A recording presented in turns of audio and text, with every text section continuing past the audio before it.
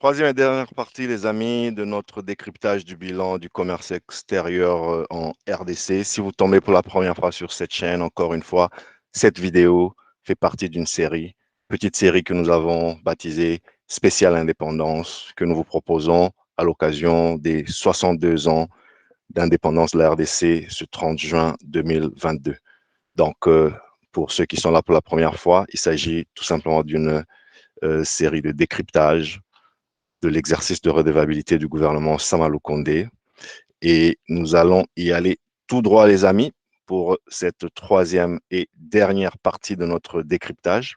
Pour rappel, c'est l'exercice qui a permis au ministre de la République de faire tour à tour un bilan de leur action gouvernementale pour cette première année du gouvernement Samalou Condé. Ça s'est passé entre avril, et, on va dire entre mai et juin 2022, donc dans les semaines qui viennent de passer. Alors, les amis, on va continuer. Partie numéro 3, le signal. Si vous avez raté la partie numéro 1 et numéro 2, allez-y, dites-nous ce que vous en pensez. Ce fut un bilan assez long et un décryptage de bilan assez long. Alors, pour vous faciliter la digestion, on a choisi de le découper en 3 parties, contrairement à ce que nous avions fait pour le numérique qui a fait une très longue conférence. Donc, à vous de regarder les deux formats. Dites-nous ce que vous aimerez le plus. Est-ce que découper, c'est plus facile à digérer? Est-ce qu'une longue conférence, ça fait un peu plus de continuité? Dites-nous ce que vous en pensez. Nous travaillons pour vous. Je suis là à votre service et donc on va essayer comme ça de nouvelles formules aussi longtemps que ça nous permette de bien digérer ce que nous avons à digérer, réfléchir à haute voix sur l'avenir, les enjeux de développement de la RDC. Abonnez-vous les amis et c'est parti. Alors, pourquoi intégrer tous ces blocs? Rappelez-vous, en deuxième partie, on a terminé un peu sur une note pas très réjouissante sur ce qui est devenu, ce qui est en train de devenir notre adhésion à East African Community et par extension à tous les autres blocs. Et nous avons ici personnellement, mon avis était que oui, il faut intégrer, mais avant tout, renforçant notre économie, nos frontières, notre souveraineté, et puis quitte à de temps en temps faire des accords bilatéraux d'État à État selon des avantages ponctuels, conjoncturels, eh bien, il y a beaucoup de pays qui le font, donc il ne faut pas croire que le commerce à tout vent, c'est l'alpha et l'oméga.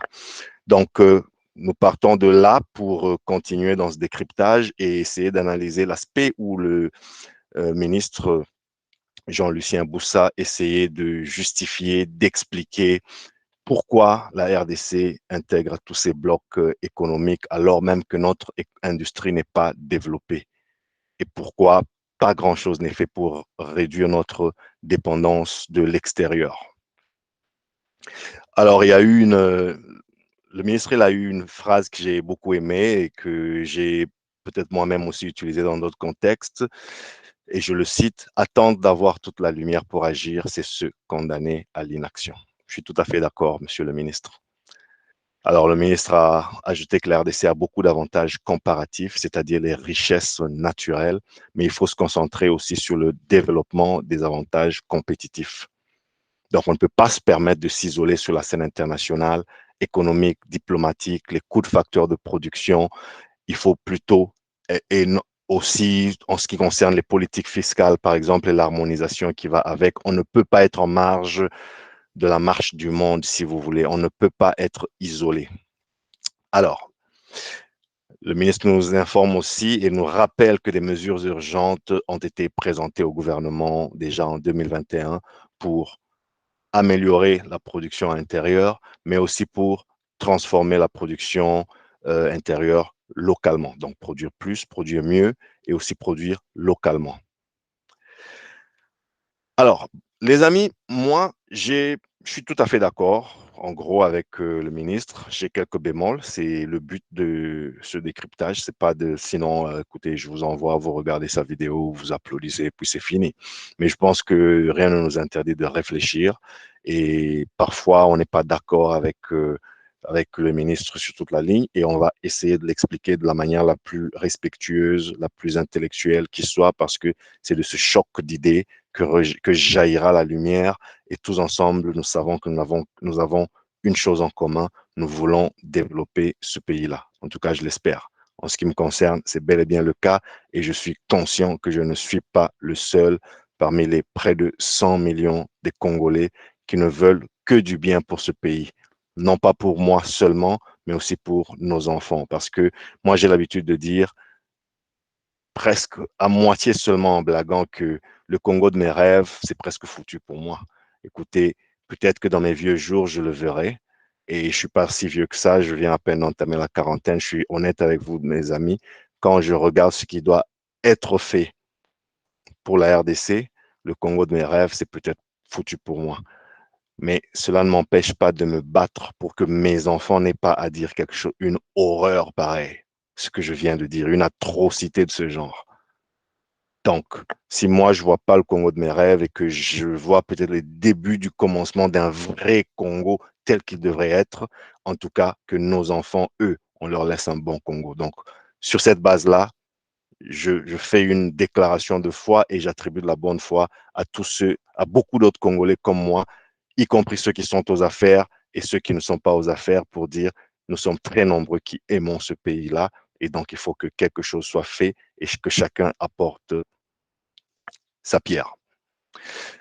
Alors, j'y vais maintenant dans dans le bémol que j'évoqué et mon analyse, mon décryptage du portrait presque rose que le ministre vient de nous peindre sur la nécessité de ne pas s'isoler. Moi, en bref, dans les deux premières parties de cette série, épisode numéro 29 et épisode numéro 30, que je vous recommande d'ailleurs, je vous ai livré ma pensée un peu sur ce mythe de l'isolement international.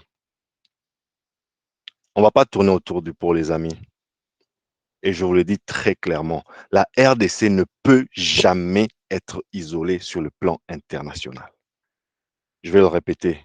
La RDC ne peut jamais être isolée sur le plan international, les amis. Si vous avez de quoi noter, je vous en prie. Si vous voulez noter, je vous dis que ça peut pas se faire.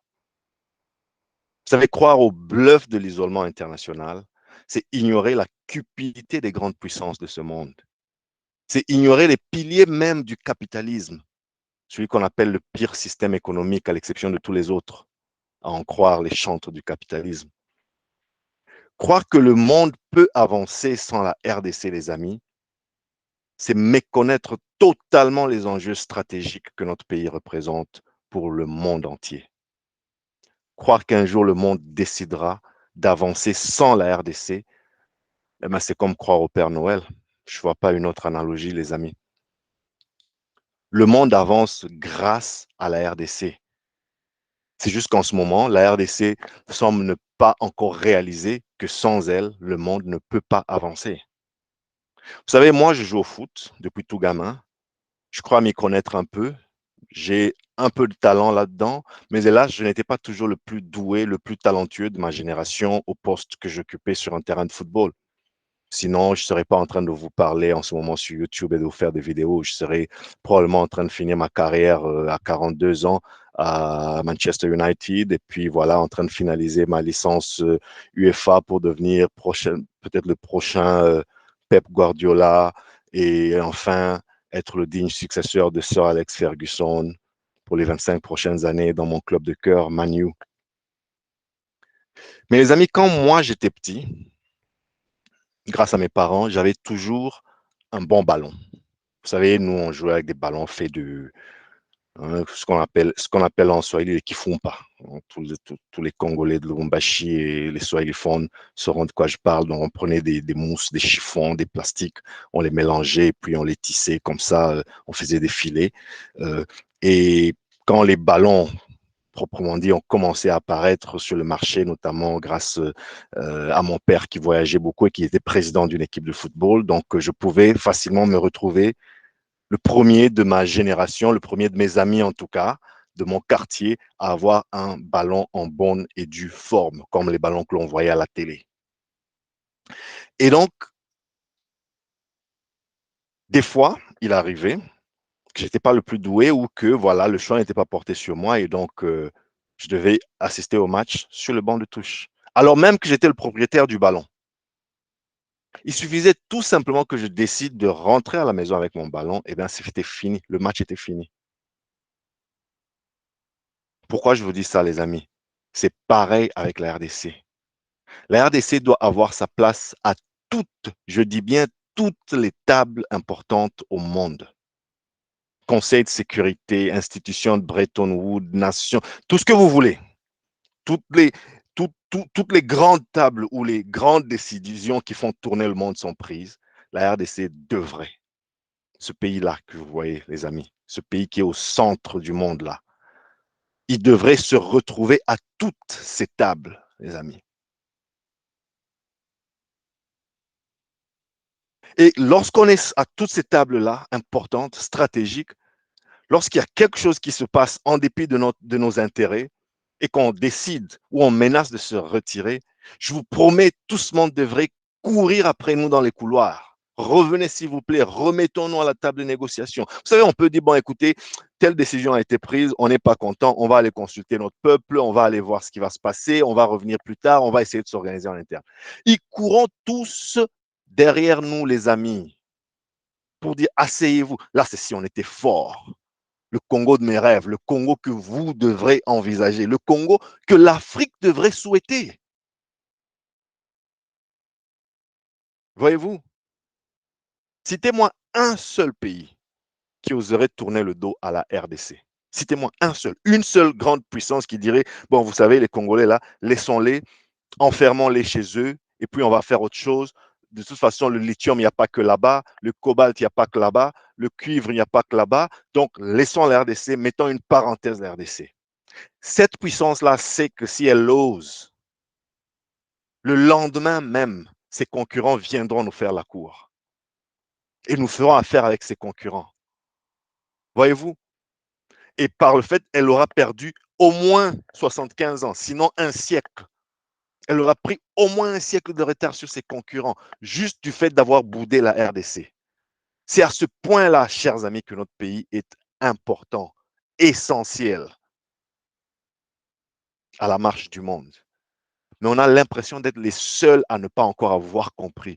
On a l'impression d'être le propriétaire du ballon que j'étais lorsque j'avais 8 ans et que je jouais avec les amis au quartier et que je me permettais de m'asseoir sur le banc de touche et de ne pas toucher, de ne pas avoir une seule minute de jeu, alors même que c'était le seul ballon du quartier que mes parents m'avaient acheté, qui m'appartenait à moi et à moi seul. Et donc, tout ce qu'il fallait, c'était tout simplement de se lever et de dire, OK, vous voulez pas que je joue? Très bien, je prends mon ballon, je m'en vais. Fini, le match est fini. Vous avez 22 acteurs sur le terrain, ils se regardent, ils ne savent pas quoi faire. C'est ça quelqu'un, c'est ça un État, c'est ça une organisation qui connaît son importance. Je ne suis pas assez bon, très bien, je jouerai quand même. Parce que sans moi, vous n'avez pas de ballon, les amis. Voilà. Donc, les amis, je pense que la menace d'un isolement n'est pas totalement fictive. C'est vrai, on peut se faire isoler de manière conjoncturelle à l'échelle du monde, mais c'est une menace que l'on brandit beaucoup trop facilement, un peu comme un chiffon rouge, comme un épouvantail, surtout pour ne rien faire. Parce que c'est un peu ça, c'est pour surtout ne rien faire. Alors là, on brandit, non, non, non, on sera isolé, attention, non, non, non, il faut arrêter. Il faut arrêter à un moment, il y en a marre. Parce que lorsqu'on est faible dans un ensemble de pays plus organisés, donc plus forts, et que nous, on se présente là-bas faible, on est déjà minorisé et donc isolé de fait. Alors, on ne peut pas être plus isolé que l'on est maintenant. Je regrette. On ne peut pas être plus isolé que l'on est maintenant. Lorsqu'on est minorisé devant les forts, on est déjà isolé. Donc, il n'y a pas de crainte à avoir que non, si on ne signe pas tel accord, si on ne rentre pas très vite dans East African Community, on sera isolé. Si on quitte SADC, on sera isolé. Non, je ne dis pas qu'il faille quitter telle ou telle autre organisation. Je pense que moi, je vous ai dit ce que je pensais de East African Community. Regardez le numéro précédent. Mais franchement, il faut arrêter de brandir l'épouvantail pour dire oh là là là là, on sera isolé. Personne ne peut isoler la RDC parce que le monde ne peut pas avancer sans nous. C'est comme ça. On n'aime pas, c'est comme ça. Ce que je dis peut-être irrite certains en ce moment même, mais vous savez quoi? Dommage. C'est comme ça. On est la RDC. Alors, il faut oser retravailler nos filières locales. Il faut oser reconstruire nos infrastructures matérielles. Je parle des routes, des ponts, des rails, bateaux, écoles, tout ce qui peut rendre possible la fameuse intégration que je vous ai expliquée entre les centres de minerais par-ci, par-là et voilà, l'embouchure et le point par lequel nous rentrons dans l'océan Atlantique. Tout ça, c'est des plans infrastructurels qui doivent être développés. Nous avons déjà un boulevard naturel qui est le fleuve Congo, navigable, pas entièrement, mais navigable sur de très longs tronçons. Et pour les tronçons qui ne sont pas navigables, il y a des alternatives, il y a des rails à construire, il y a des routes à construire. Je vous ai sorti juste un peu là un diagramme des voies de transport en RDC. Il devrait être possible pour les humains, pour les marchandises, de partir de Lubumbashi à Isiro, de partir de Gemena à Kamina, de partir de Kinshasa à Uvira en un temps record. C'est ça qui va désenclaver nos pays. C'est ça qui va désenclaver nos mentalités, nos mœurs. Vous savez pourquoi en ce moment, ma théorie de ne pas de dire que adhérer à East African Community est une grave erreur. Vous savez, cette théorie-là, elle est peut-être un peu battue en brèche par tous mes compatriotes qui vivent à cette partie du territoire-là. Pourquoi? Parce que pour eux, non seulement culturellement, mais aussi économiquement, ils sont beaucoup trop portés vers l'Est. Voyez-vous, un commerçant de Ouvira, lorsque je lui dis que non, on doit sortir de East African Community, il me dit, ouais, mais attends. Là, tu es en train de raconter n'importe quoi. Parce que lui, il y voit un intérêt. Mais Ouvira n'est pas la RDC, les amis. Bunia n'est pas la RDC, les amis. Mais aux commerçants d'Ouvira, il faut offrir une alternative. Vous pensez que si notre pays doit s'organiser à lui tout seul, avec éventuellement la coopération, la collaboration des autres, mais d'abord se prendre au sérieux lui tout seul. Si vous donnez des débouchés aux commerçants d'Ouvira qui peuvent facilement se déplacer sur Kisangani et faire des affaires dans son pays, avec tous les avantages que faire des affaires à l'intérieur d'un pays peuvent impliquer, c'est-à-dire avec une fiscalité avantageuse, avec des voies de transport, avec des subventions gouvernementales qui ne s'appliqueraient pas lorsque vous allez acheter ou vendre en dehors du pays. Lorsque je suis à Puerto, lorsque je suis dans toutes ces villes, lorsque je suis à Goma, je devrais être en mesure d'écouler ma marchandise sur Mbujimaï, tranquille. Je devrais être en mesure d'aller chercher des clients à Kinshasa sans devoir payer des grands billets d'avion qui érodent toute ma marge bénéficiaire. Il faut construire ces infrastructures de transport notamment, ces infrastructures, mais alors urgemment. C'est pas un choix, c'est pas une affaire de OK, on va voir quand il y aura un peu. Non, c'est vraiment une construction martiale où on se donne un quinquennat, on se donne 5 ans pour dire on va désenclaver la RDC. Au-delà de tous les slogans, au-delà de tous les nombreux de chantiers, de modernisation et de tout ce qu'on a pu faire. Il y a des tentatives qui ont été plus ou moins bien intentionnées et d'autres qui ont été tout simplement un foutoir total. Mais au-delà de tout ça, on doit être en mesure d'ouvrir une nouvelle page, les amis, et dire, les amis, aussi longtemps que le Congo n'est pas désenclavé, n'allez pas expliquer à l'homme d'affaires de Bunia que c'est mieux de faire des affaires au Congo plutôt que de faire des affaires en Ouganda. Même si vous lui expliquez qu'après l'Ouganda nous attaque, il vous dira, écoutez, moi j'ai des bouches à nourrir, j'ai un commerce à tenir. Donnons-lui des alternatives dans son pays. Celui qui est à Guémena ne devrait pas, comme par réflexe naturel, toujours se tourner vers la Centrafrique. Il devait très facilement dire, voilà, j'ai de la clientèle à Lubumbashi, j'ai de la clientèle à Bukama, j'ai de la clientèle à Kolwezi, j'ai des fournisseurs par là. Lorsque je passe commande, la marchandise m'arrive dans 2 jours, dans 48 heures, parce que le pays est immense, certes. Mais il devrait y avoir ces voies de communication qui permettent un commerce. Mais au-delà des infrastructures matérielles, il faut aussi développer les infrastructures intellectuelles, c'est-à-dire le contenu et la manière d'apprendre dans les écoles que nous aurons construites.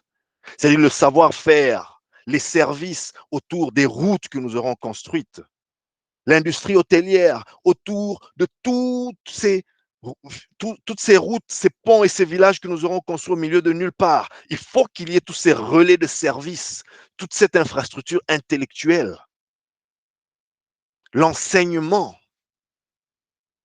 l'éveil des consciences pour que l'on s'approprie notre pays, le changement des mentalités.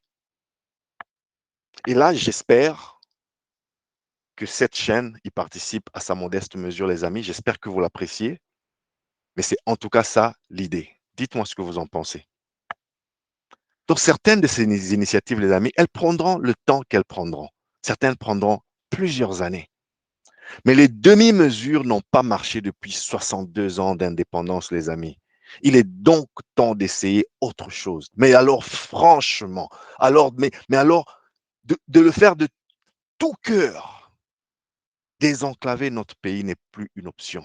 C'est une affaire de vie ou de mort, les amis, les autorités qui m'écoutent.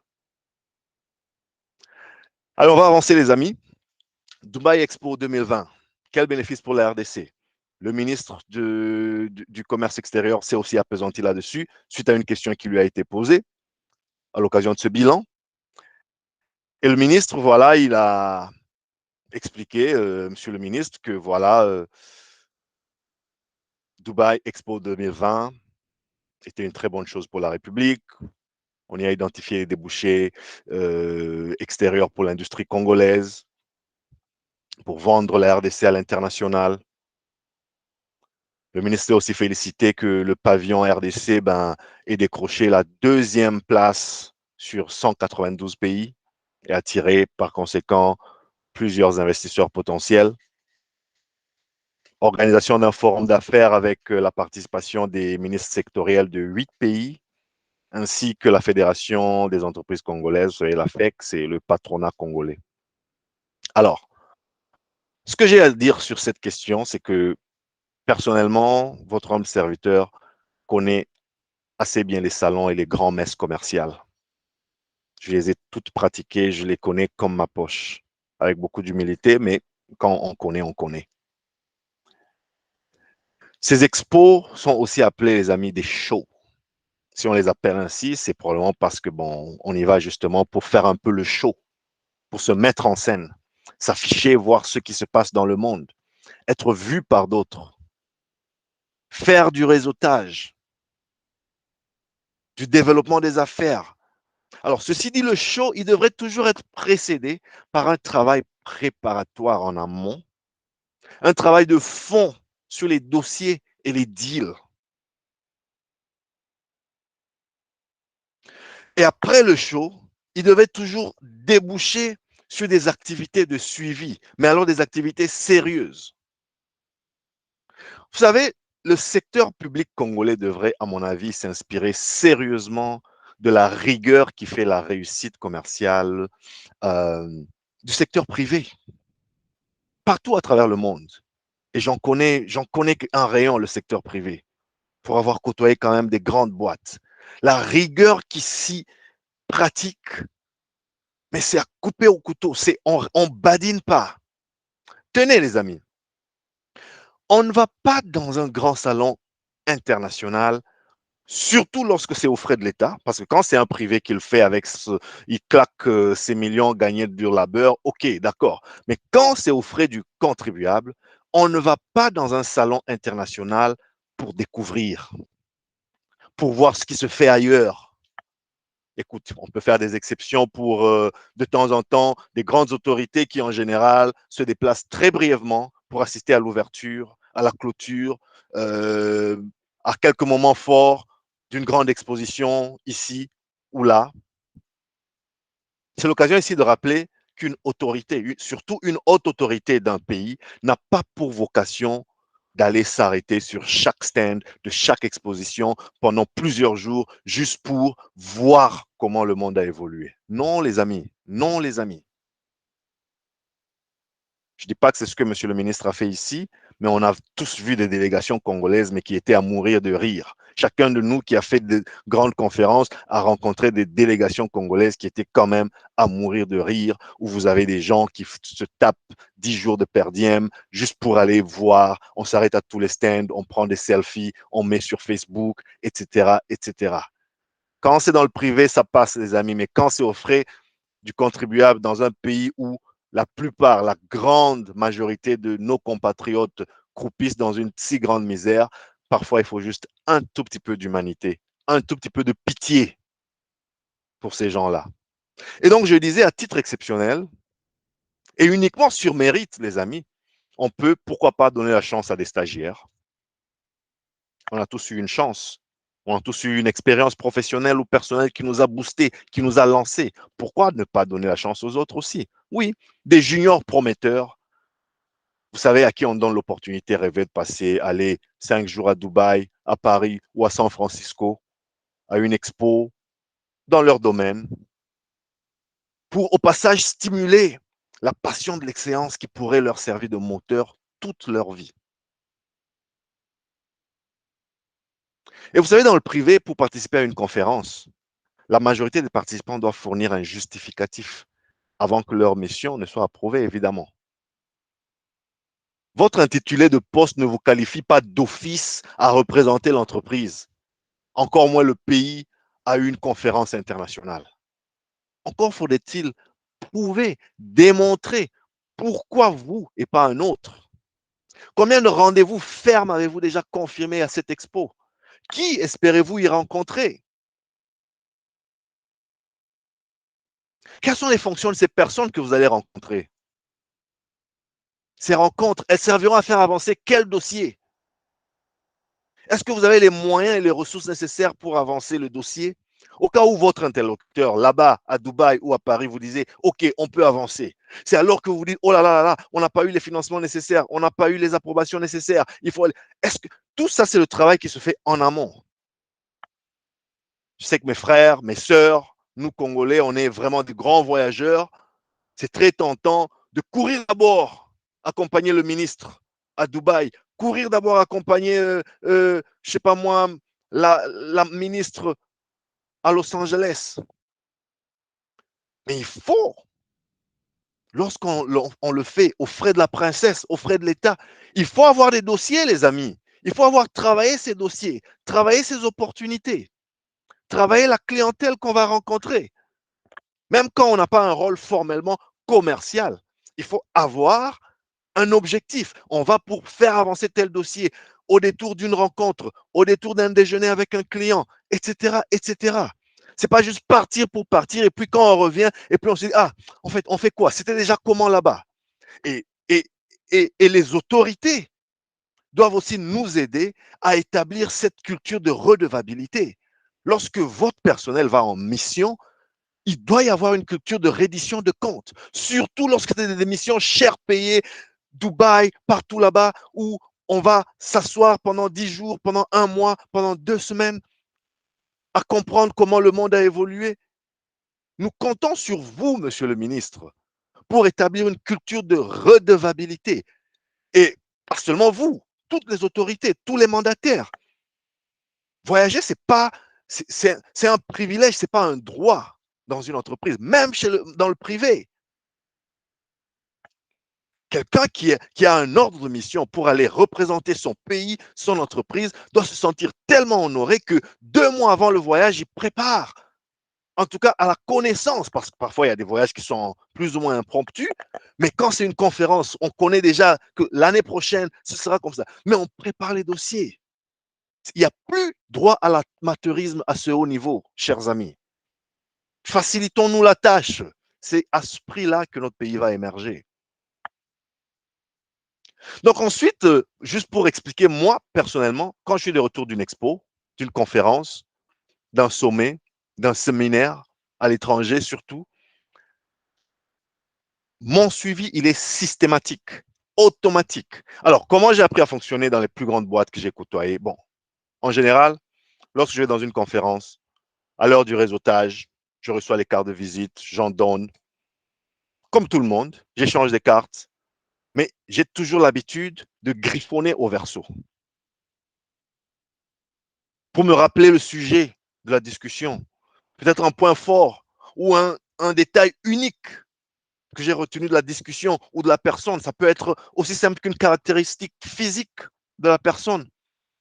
Allez, c'est peut-être la dame blonde aux yeux bleus que j'ai rencontrée, je ne sais pas moi, à Dubaï, et qui, comme par hasard, m'a dit qu'elle était née à Kinshasa.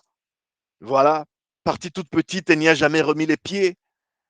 Elle n'a pas de contact actuellement en RDC, mais elle souhaite quand même vivement y installer ses activités dans tel ou tel autre domaine qui marche bien ailleurs. Waouh, opportunité. Je griffonne deux pages, deux lignes à l'arrière de la carte et en général, pendant le vol du retour, je suis déjà en train d'écrire mes emails de suivi. C'était un plaisir de se rencontrer. Voilà ce que l'on s'est dit. Voilà ce que j'ai promis de te faire parvenir comme documentation. En général, le temps que tu atterrisses, papa, de Dubaï, c'est 8 heures de vol. Tu n'es pas là que pour regarder tous les films sur Emirates. Parfois, tu ne travailles pas bien. Parfois, voilà, le vol, c'est un peu, c'est pas, c'est compliqué de se concentrer. Peut-être que toi, tu le fais dans la chambre d'hôtel. Peut-être que tu le fais au retour à la maison. Mais ça doit être une affaire d'urgence. Tu as fini le vendredi, lundi, tous ces suivis-là doivent être faits aux clients, aux personnes que tu as rencontrées. Ça montre que tu es déterminé, ça montre que tu es sérieux, ça montre aux clients qu'on peut faire affaire avec toi, avec ton pays que tu représentes, et ça montre aussi à tes dirigeants, à nos autorités, qu'il y a du sérieux, du professionnalisme dans la manière dont nous faisons notre travail. Voyez-vous? Et donc, c'est comme ça. Le suivi, la préparation en amont, l'application lorsqu'on est sur place, le suivi en aval, ça doit être des choses systématiques qu'on ne doit pas nous pousser à le faire. Et c'est ainsi que les opportunités. Vous savez, moi, une des grandes leçons que j'ai apprises dans les écoles de commerce que j'ai fréquentées, quelqu'un m'a dit une phrase qui m'est restée comme gravée. C'était en anglais parce que c'était aux États-Unis. Time kills deals. Le temps tue les deals. Le temps tue les opportunités. Vous savez, on peut se parler. Il faut toujours battre le fer quand il est chaud. Le monsieur t'a déjà dit qu'il a besoin de ceci, qu'il a besoin que tu le connectes avec tel ministère, qu'il a besoin que ton entreprise l'aide avec telle solution. Et puis tu reviens, peinard, 2 semaines, 3 semaines. C'est un jour que tu retrouves sa carte, tu lui écris. Mais c'est parti. Time kills deals. Le temps tue les opportunités d'affaires. Faut jamais, il faut attaquer. Quand le fer est chaud, il faut attaquer. Quitte à quitte à se voir demander d'attendre parce que voilà, les financements ne sont pas prêts, parce que c'est. Mais quand en général on réagit dans les heures, dans les jours qui suivent une rencontre, la personne a encore une mémoire fraîche. Il y a beaucoup plus de chances qu'elle soit plus réceptive et donc plus positive aux avances qu'on lui fait, aux offres, aux sollicitations que l'on lui présente. Donc, une carte de visite pour les plus jeunes, pour les moins expérimentés, je me permets de vous donner ce conseil gratuit, les amis. Ce n'est pas une pièce de musée que vous allez conserver dans une vitrine, afin que quiconque, vous savez, qui rentre dans votre salon comprenne que, ah, le mec, il a déjà rencontré tel, le mec, il a la carte de visite de tel. Donc, c'est une personne importante. Ben, vous savez, peut-être à l'exception, écoutez, si moi aussi je reçois la carte de visite de la reine d'Angleterre, OK, ou d'un chef d'État, je la garderai probablement très jalousement quelque part et je n'y toucherai qu'avec des gants blancs, ça c'est sûr. Mais en général, une carte de visite que vous recevez, ce n'est ni plus ni moins qu'un outil de travail. Il faut l'exploiter. Pareil avec tous les contacts. Donc, lorsque je constate que le pavillon RDC à Dubaï Expo 2020 a gagné la deuxième place sur 192 pays, il serait un peu plus utile de comprendre les véritables critères d'un tel sacre. Était-il subjectif, objectif, les critères, ou un mélange des deux? Est-ce que c'était le deuxième pavillon par la taille, par la beauté esthétique, par le nombre, la qualité d'intervenants représentés? Est-ce que c'était l'affluence des visiteurs? Est-ce que c'était le calibre des présentateurs? Est-ce que c'était le nombre d'opportunités concrètes générées? Tout ça, c'est bon à savoir, monsieur le ministre. Si vous pouvez, avec vos services, éclairer notre lanterne là-dessus, ce serait très édifiant. Parce que juste dire qu'on était deuxième pavillon, moi, je dis, j'attends un peu avant d'applaudir parce que ça ne me dit pas grand-chose. Mais bon, peut-être qu'il y a des informations qui vont nous parvenir. Parce que nous, on garde aussi un œil sur les opportunités générées. Où en sommes-nous? Est-ce qu'on peut les ventiler de manière un peu détaillée? Et tout cela avant le prochain sommet. Parce que dans 6 mois, il y aura un autre, dans une année, il y aura un autre. Car oui, nous, ici sur Excel Africa BizTech, eh ben, dans 6 mois, on se souviendra encore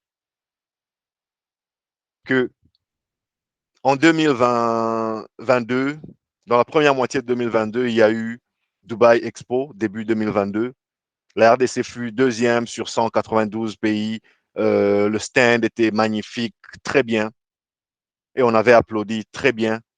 Mais personne ne nous fera oublier de demander, eh ben, qu'est-ce qui en est sorti?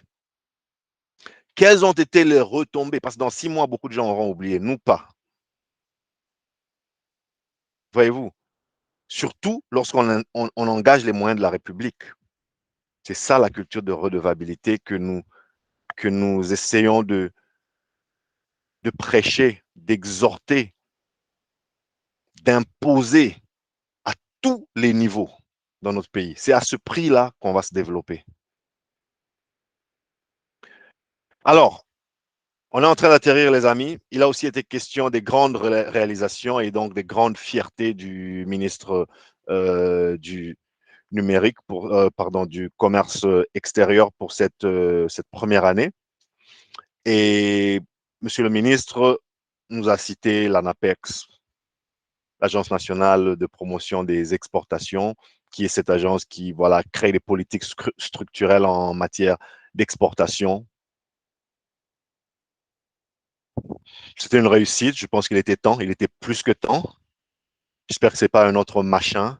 J'espère que ce n'est pas une autre agence étatique qui sera plutôt bureaucratique, qui sera plutôt pilotée par des juristes qui ont surtout peur de ne pas se tromper sur les contrats internationaux, mais une agence qui va vraiment cogner, une agence qui va vraiment libérer la créativité de la RDC, créativité commerciale, créativité artistique, créativité en termes de visibilité. Parce qu'on a l'habitude quand même d'avoir voilà, une certaine allez, on est plus dans le juridisme, créer des politiques structurelles et structurantes. Tout ça, c'est bien beau, mais il faut vendre. Il faut être sur le terrain. Il faut vendre l'image, les produits, les services. Aucun pays ne se développe. Les équivalents de l'ANAPEX à travers le monde, parmi leurs grandes missions, c'est toutes les agences de promotion des exportations à travers le monde, parmi les grandes missions, elles ont un grand service de petites entreprises, petites, moyennes entreprises, parce que tous les pays développés ont compris une chose. On ne sera jamais une économie prospère si on ne développe pas le tissu entrepreneurial, les PME, les entreprises qui ont, allez, selon votre pays, c'est 100 000, c'est 200 000, c'est 300 000, c'est moins d'1 million de chiffre d'affaires. Les entreprises à 2, 3, 5, 10 employés. C'est ça le moteur d'une industrie. Alors, si l'ANAPEX va aussi se mettre à courir derrière tous les miniers comme tout le monde et ne faire rien d'autre de tous les autres, ça aura été un beau gâchis. J'espère que ce n'est pas le cas. En tout cas, nous, on va observer, on va conseiller, on va intervenir lorsque on aura besoin de nous. Mais c'est à ça que l'ANAPEX devrait servir. Et bravo, Monsieur le ministre, bravo à tous les acteurs qui ont fait que cette réalisation soit concrétisée aujourd'hui. Le ministre a aussi félicité du strict contrôle de qualité, vous savez, pour euh, protéger les Congolais de tout ce qui est impropre à la consommation, notamment à travers les laboratoires de l'OCC, l'Office congolais de contrôle. Par exemple, là, on a le laboratoire OCC Tenke-Fungurume, inauguré le 31 août 2021 par son Excellence, Monsieur le ministre Jean-Lucien Boussa. Et voilà, les infrastructures, pareil, il s'en est beaucoup félicité et je pense que c'est louable. Modernisation des infrastructures, c'était aussi une autre réalisation dont le ministre s'est dit très fier, notamment les postes de péage, infrastructures frontalières comme ici à Kasumbalesa. ou encore là, vous savoir regarder un peu à quoi ça ressemblait avant. Moi, je suis déjà passé plusieurs fois par cette frontière, mais c'était n'importe quoi. Ben, si ça ressemble à ça aujourd'hui, c'est déjà ça. Regardez la différence avant et puis après. Donc, bravo pour ces travaux. Je pense que ça, on peut faire mieux, mais c'est déjà ça. Lorsque quelque chose de bien est fait, il faut applaudir. Il a aussi été question des défis non résolus par le ministère. Et alors là, le ministre, sans hésiter, il a parlé de la FIKIN, qui a besoin de modernisation, mais alors urgente, notamment grands espaces de loisirs, espaces d'exposition internationale, conference center, des malls, des galeries commerciales, des vraies galeries commerciales, hein, pas les trucs les kiosques de kermesse que sont devenus la FIKIN. Voyez-vous, je pense que c'est la vision que le ministre a exposée et je ne peux que m'en réjouir. Mais la FIKIN, la fameuse foire internationale de Kinshasa, les amis, peut-être que je vous préparerai un numéro spécial FIKIN où nous parlerons de ce qu'elle a été, ce qu'elle est devenue depuis au moins 30 ans et ce qu'elle doit aspirer redevenir. En attendant, nous avons noté la consternation du ministre sur l'état actuel des choses. Donc, reste à voir si l'indignation que j'ai constatée, que je crois sincère, sera suivie d'action. Nous avons aussi noté les ambitions de modernisation notamment et les instructions spéciales du chef de l'État en ce sens. Moi, je dis qui vivra verra. À suivre donc. Abonnez-vous pour ne rien rater parce que nous ici, on en reparlera.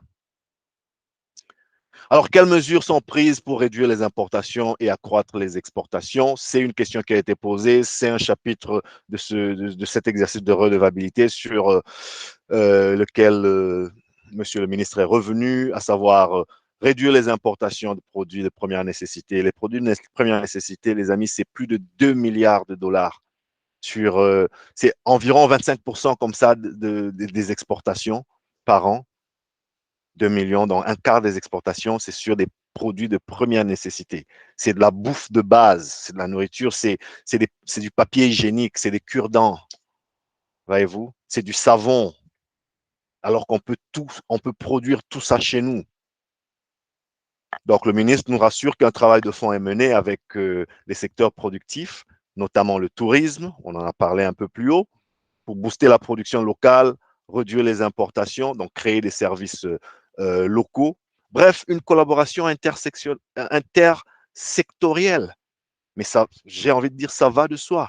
C'est bien qu'on en parle, ce sera encore mieux qu'on le fasse, et je n'ai pas de raison de croire que ce ne sera pas fait. Il serait juste bien qu'on le fasse. Alors, j'espère, les amis, que comme moi, vous avez été édifiés par ce bilan du commerce extérieur en RDC, parce qu'on est en train là de résumer toute cette partie avec cette troisième partie qui sera la dernière et donc qui va clore ce chapitre du bilan du commerce extérieur en attendant qu'on y revienne peut-être sur un angle précis dans des prochains numéros ici sur Excel Africa BizTech. Moi, je pense que le bilan a été présenté avec panache, avec détermination et je dois dire de manière assez convaincante par le ministre Jean-Lucien Boussa. Alors lui, c'est un warrior, on va dire senior. Hein. Vous savez, bon, les warriors, c'est pour ceux qui ne sont pas congolais, c'est les ministres du gouvernement actuel. On les appelle donc le gouvernement des warriors. Alors, monsieur Jean-Lucien Boussa, lui, c'est un warrior, on va dire senior, c'est pas un nouveau venu, car comme chacun sait, il est à la tête de ce ministère du commerce extérieur depuis le gouvernement Tchibala, je pense, en 2017. Donc, c'est depuis au moins 5 ans sans discontinuer qu'il est là. Ce qui, évidemment, constitue un avantage, une certaine continuité. Et on peut voir, ça se voit, ça se sent, il connaît ses dossiers, et il dégage un certain charisme qu'il est difficile de nier. Mais cette même longévité, les amis, pourrait peut-être porter à quelques interrogations.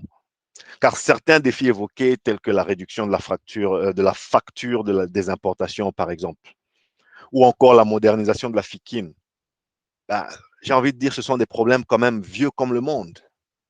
Rien de neuf sous le soleil.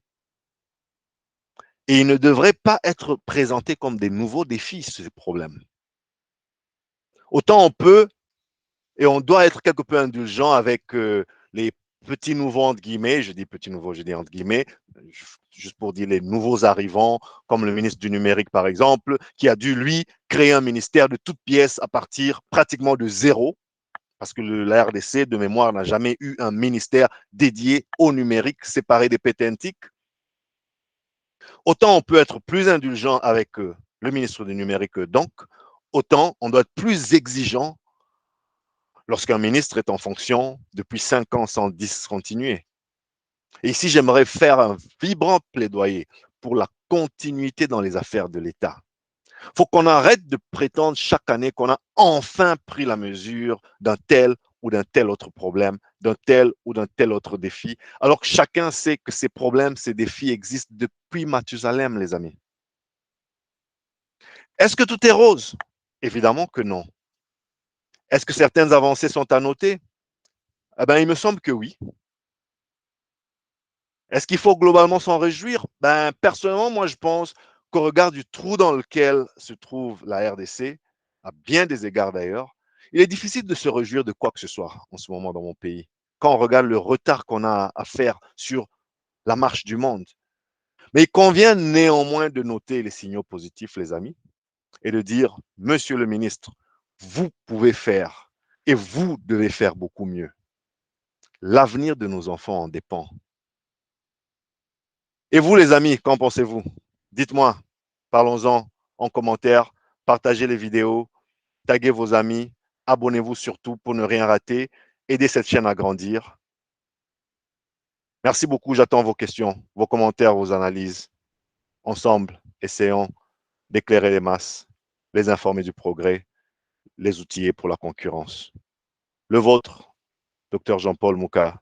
Je vous dis à très bientôt pour d'autres décryptages, d'autres analyses, et nous allons parler de développement de la RDC. Car vous et moi, les amis, nous allons faire bouger les lignes. Prenez soin de vous et des autres et des vôtres. Chap chap.